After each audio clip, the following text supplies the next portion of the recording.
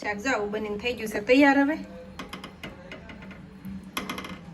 જાવ રહતું બનાવ્યું છે. એમાં રવો તો જો કે રાખવાનો જ ન હોય. આવું છે કંટોલાનું શાક. શાક ને રોટલા બનીને થઈ ગયું છે તૈયાર. તો રોટલા બની ગયા છે. શાક. જય શ્રી કૃષ્ણ, જય માતાજી બધાને. અને આજે તો આપણે કંટોલાનું શાક બનાવવાનું છે. કાલે બનાવવાનું હતું પણ કાલે તો રક્ષાબંધન હતું એટલે પછી કાંઈ રજા હોય એટલે કાંઈ બનાવ્યું નહીં. અને આજે આપણે જો બનાવવાનું છે. અને આજ તો તમને પૂરી કંટોલાની રેસીપી બતાવવાની છે. આખા વિડીયોમાં એ જ બતાવવાનું છે તમને. તો સુધારા લઈ લીધા છે. અને આપણે વાડીના નહીં અહીંથી લીધેલા છે. જો કે વાડીએ તો આપણે બહુ જ થાય છે કંટોલા, પણ હમણાં કોઈ જાય નહીં કંઈ દેહમાં એટલે અહીંથી લાવીશું હું. ત્યાં તો આપણે આમનામ થાય છે બધું. અને આ તો બહુ જ સારા કંટોલા તો અમારે જો કે બધાને ભાવે છે એટલે સારું છે. ઘણાના નથી ભાવતા ન હોય ઘણાને. સારી રીતે આવા નીકળે ને એને કાઢી નાખું છું. અને બાકીના જે કૂણા હોય ને એ નામનામ જ આપણે ઓલા કાઢી નાખવાના. બી પાસે મને બહુ ન ભાવે એટલે કકડાટી બોલે એટલે હું બી તો કાઢી જ નાખું. આ બાજુ તો આપણે નથી થતા કે કંટોલા આપણે ન્યાય એ બાજુ અંધારું થઈ ગયું તો એ બધા એમ જ સુધારી રહ્યું. એટલે પરજાએ કેટલો દેખાડો કરે છે ને બાય, એટલા બધા સુધાર નાખ્યા છે. તો શાક લાડ બધું બનાવવાનું છે આપણે કંટોલાનું મસ્ત મસ્ત મજાનું. તેલ મૂકી દીધું છે. રાઈ નાખી દેવી, જીરું અને હિંગ નાખી દેવાના કંટોલા. આપણે કંટોલા ચાકુ ભરાઈ ગયું ને એટલા થઈ ગયા છે.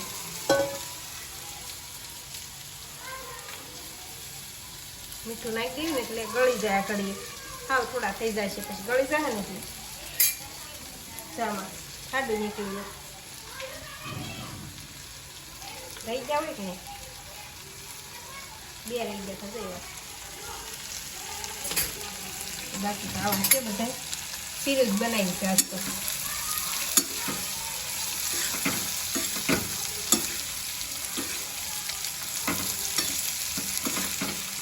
છે ને એટલે હેઠ નહીં આવવામાં ઘડી ગળી જાય.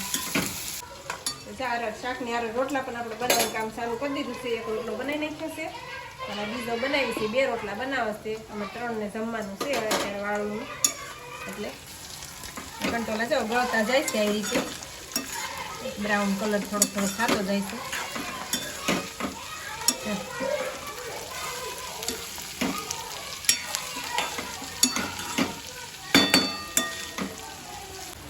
કંટોલા અસ્તરમાં સડી જશે. હવે આમાં આપણે બધું નાખી દઈશું વારાફરતી. એટલે રોટલો ઉતારીને પણ બળી જાય. રોટલા પણ જો 2 બની જશે બાજરીના રોટલા. જો કે આની બાજરીના રોટલા હોય તો જ મજા આવે. આ શાક તો બ્રાઉન ખાવા મળે છે. આનો સંભારો પણ બનાવે બધાય. આપણે બનાવ્યું નથી, ક્યારેક બનાવશું આપણે તો જોઈશું કેવો બને છે એમ. હળદર ધાણા જીરું નાખ્યું.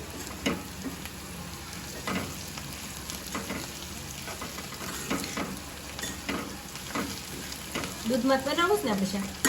દીદીને દૂધમાં જ મજા આવે છે શાક બનાવી ખાવાની. આમનામ નહીં, પાણીમાં નહીં, અડવું લાગે કા. કેટલો મસ્ત દેખાવ આવે છે.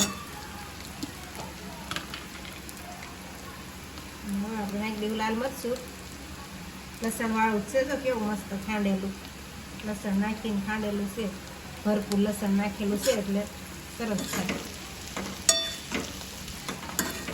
કોઈ શાકમાં કોરું મરચું તો ગમે જ નહીં. લસણ વાળું હોય તો જ મજા આવે. ઘડીકાને મરચું આપણે ભેળવી નાખીએ અને પછી નાખી દઈએ દૂધ. તો દૂધ લઈ લીધું છે આપણે. હવે પાણી પણ થોડુંક નાખ્યું છે મેં.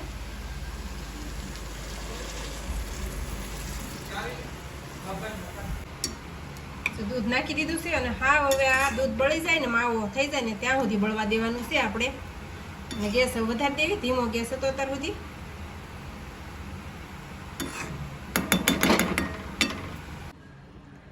શાક જાવ બનીને થઈ ગયું છે તૈયાર. હવે જાવ રહતું બનાવ્યું છે. એમાં રવો તો જો કે રાખવાનો જ ન હોય. આવું છે કંટોલાનું શાક. બનીને થઈ ગયું છે તૈયાર. અને રોટલા પણ બની ગયા છે. હવે કારખાનાવાળા આવે એટલે વાળું કરી લઈએ. તો શાક ને રોટલા બનીને થઈ ગયું છે તૈયાર. રોટલા બની ગયા છે. છે શાક, કંટોલાનું શાક પણ છે, ગરમ છે એટલે.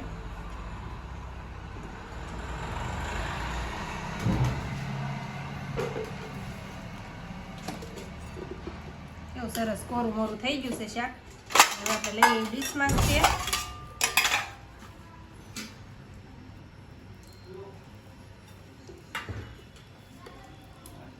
તમને કોને કોને કંટોલાનું શાક ભાવે છે એમ કહેજો કમેન્ટમાં. અને આ એની પાસે દૂધમાં બનાવેલું છે શાક. આવી રીતનું બની ગયું છે શાક. અને આ છે રોટલા. તો હાલો બધા વાળું કરી લેવી. અને આ સાથે જ આજનો બ્લોગ આપણે અહીંયા પૂરો કરશું. તો વિડીયો તમને કેવો લાગ્યો કમેન્ટમાં જરૂર કહેજો. અને જો પસંદ આવ્યો તો લાઈક, શેર ને સબસ્ક્રાઈબ કરી લેજો. આખો રેસીપીનો જ છે વિડીયો આજ તો.